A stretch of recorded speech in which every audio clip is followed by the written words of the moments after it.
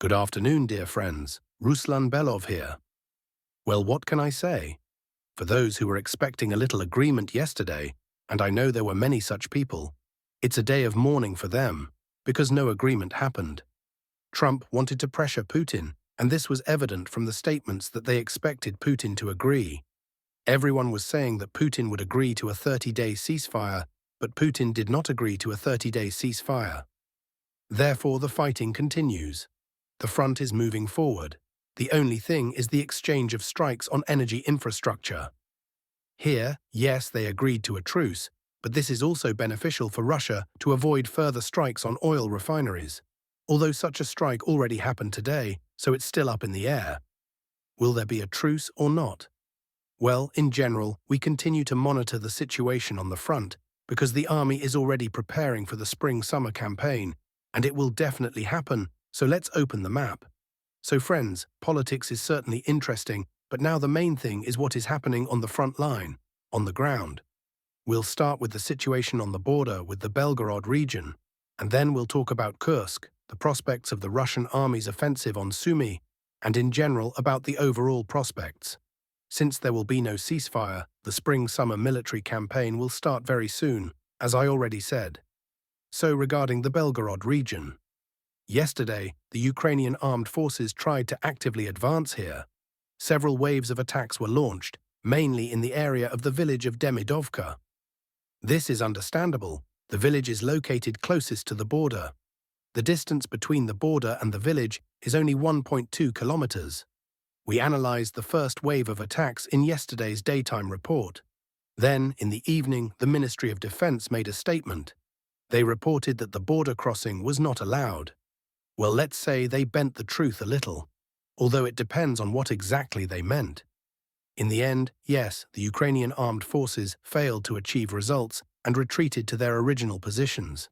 The maximum advance at the peak of their attack was 980 meters.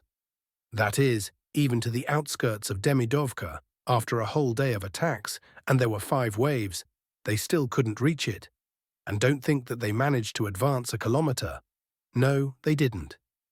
They managed to jump into that kilometer, after which they were destroyed by fire. Here, please, even on the Ukrainian map, and we are now using a Ukrainian map, there are icons showing destroyed equipment. So, what do we have in the end? The Ukrainian armed forces were gathering forces in the villages near the border with the Belgorod region. These are Marin, Prokhody, Turia, Petrushevka, and of course, the main forces were concentrated in the relatively large village of Belgorod. Why wasn't fire damage inflicted on them? Well, actually it was. The Ministry of Defense reported that a total of 40 FABs were dropped on this area in one day. Can you imagine 40 FABs? Nevertheless, the Ukrainian armed forces managed to launch 5 attacks, involving about 200 soldiers, almost 30 pieces of equipment, including 6 tanks, 16 armored vehicles, and BMPs. How did it all end?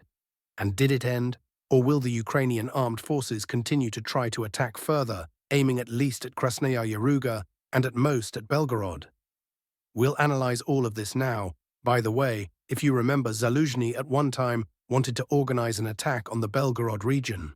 Well, it seems they are pulling his plans out of the closet, and it's clear why everything collapsed for the Ukrainian armed forces in Kursk. Yes, they have now managed to relatively stabilize the Kursk front, but again they managed to stabilize it when only crumbs remained under their control. Now, the Ukrainian armed forces control only 2 villages in the Kursk region, Guevo and Gornal, and also Oleshnya, which is a disputed zone. That's it. 2.5 villages are not a trump card at all. Moreover, everyone understands that even these 2 villages will not remain under the control of the Ukrainian armed forces in the end. That's why attempts are now being made to enter the Belgorod region, and these attempts are quite serious. The main goal of the Ukrainian armed forces yesterday was to break through to Krasnaya Yaruga.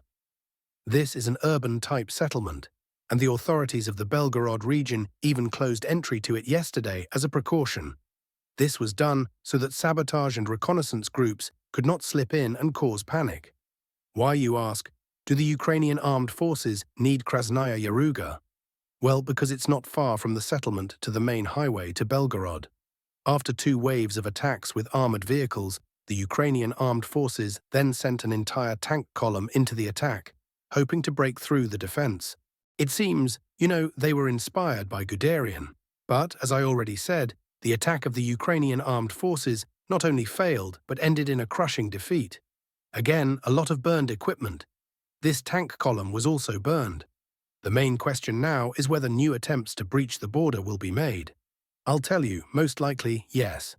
Because this morning, intelligence reports indicate that the Ukrainian armed forces continue to pull reserves to this area.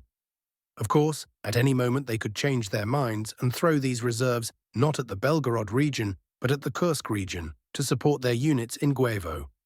However, new attempts to penetrate deeper into the Belgorod region are possible, aiming to create a new front line. This is precisely why the authorities of the Belgorod region have announced the evacuation of nearby border settlements. To avoid a situation like the one in the Kursk region, where local residents ended up captured and some were brutally killed. In general, we continue to monitor the situation. Meanwhile, the authorities of the Sumi region are also sounding the alarm and evacuating residents from nearby villages. Why? Although slowly, Russian troops continue to achieve successes in the Sumi region, particularly in the area of the village of Basovka. The Ukrainian map here is poorly updated, so let's switch to an American map, which is more objective. In general, success was achieved here. This entire part of Basovka is now under full Russian control. And as I said earlier, the advance is moving toward Lokhnya, which is then directly connected to Yunakovka. Should we expect a push towards Sumi, as Zelensky stated in his address yesterday? It's hard to say for now, but the data provided by the Ukrainian side indicates that 5 brigades are currently concentrated on the border. Will 5 brigades be enough for a push towards Sumi? I'm not sure, but it will definitely be enough to straighten the front line along this axis. This way, firstly, the front line becomes shorter, and secondly, this entire territory, including the village of Yunakovka, comes under Russian control, and only after that, perhaps, will specific tasks be set for the Russian military leadership regarding the city of Sumi. But this is more of a prospect for the summer military campaign, not the spring one. In general, a kind of chess game is now unfolding between Sursky and Gerasimov. Each aims to stretch the enemy's forces, so Sursky is throwing the Ukrainian armed forces into attacks on the Belgorod region, hoping to stretch Russian forces. Meanwhile, Gerasimov is currently accumulating resources and ensuring a slow creeping advance in the Sumi region, which is nevertheless yielding some results, albeit small ones. Moreover, I'll say this, Sursky has already lost in this game, because no attacks on the Belgorod region can compensate for the lost Kursk bridgehead. Everyone understands perfectly well that a full-scale Russian army strike on the Sumi region will follow very soon. The results of this strike will determine a lot going forward. Now let's move to other directions, starting with the Kurakov direction. The Ukrainian armed forces, supported by armored vehicles, launched a counterattack from the settlement of Alexievka toward the village of Andreyevka, as a result of which Ukrainian units managed to take control of a number of positions on the approaches to the northwestern outskirts of the village. This information is confirmed by footage of objective control showing the movement of Ukrainian armored vehicles, followed by the landing of troops in the tree lines. Next, the Pokrovsk direction. Fierce clashes continue on the approaches to Pokrovsk. Russian units, through persistent assault actions, managed to regain control of the entire southeastern part of the settlement of Shevchenko. This information is confirmed by footage published by the Ukrainian side, showing attacks on advanced Russian positions using FPV drones. At the moment, fighting continues in the eastern part of the village. Simultaneously, on the right flank of the Pokrovsk direction, Russian troops, specifically units of the 68th Tank Regiment, successfully attacked northwest of the settlement of Novobakhmutovka, advancing up to 1.5 kilometers and taking control of several Ukrainian armed forces positions.